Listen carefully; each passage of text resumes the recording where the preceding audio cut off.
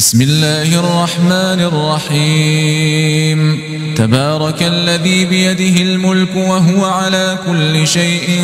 قدير الذي خلق الموت والحياة ليبلوكم أيكم أحسن عملا وهو العزيز الغفور الذي خلق 7 سماوات طباقا ما ترى في خلق الرحمن من تفاوت فارجع البصر هل ترى من فطور ثم ارجع البصر كرتين ينقلب إليك البصر خاسئا وهو حسير ولقد زينا السماء الدنيا بمصابيح وجعلناها رجوما للشياطين وأعتدنا لهم عذاب السعير وللذين كفروا بربهم عذاب جهنم وبئس المصير إذا ألقوا فيها سمعوا لها شهيقا وهي تفور تكاد تميز من الغيظ كلما ألقي فيها فوج سألهم خزنتها ألم يأتكم نذير قالوا بلى قد جاءنا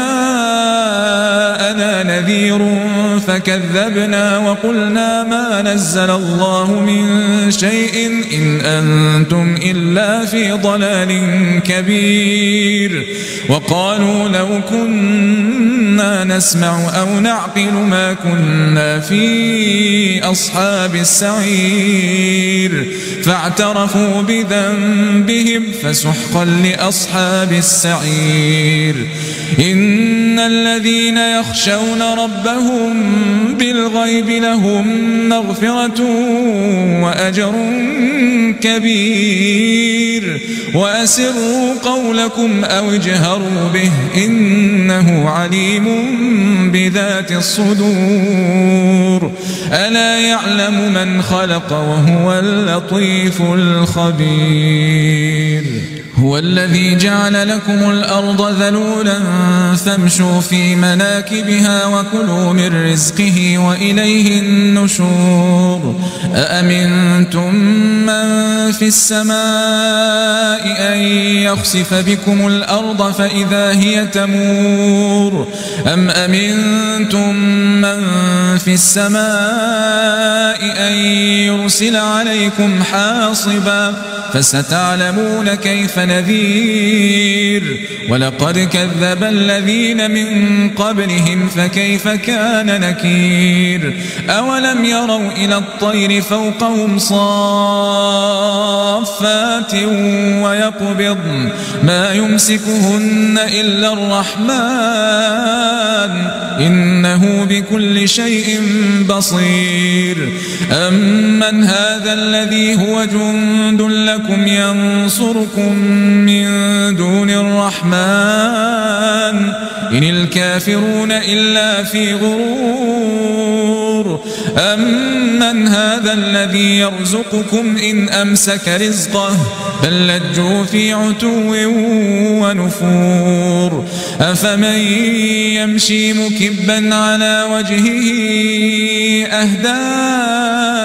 أمن يمشي سويا على صراط مستقيم قل هو الذي أنشأكم وجعل لكم السمع والأبصار والأفئدة قليلا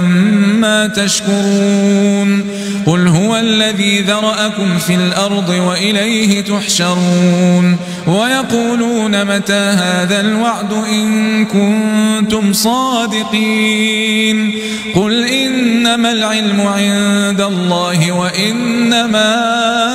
أنا نذير مبين فلما رأوه زلفة سيئت وجوه الذين كفروا وقيل هذا الذي كنتم به تدعون قل أرأيتم إن أهلكني الله ومن معي أو رحمنا فمن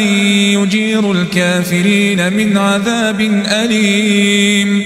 قل هو الرحمن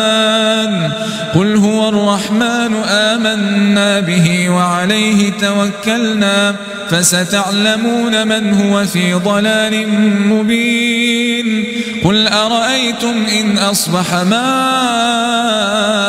غورا فمن يأتيكم بماء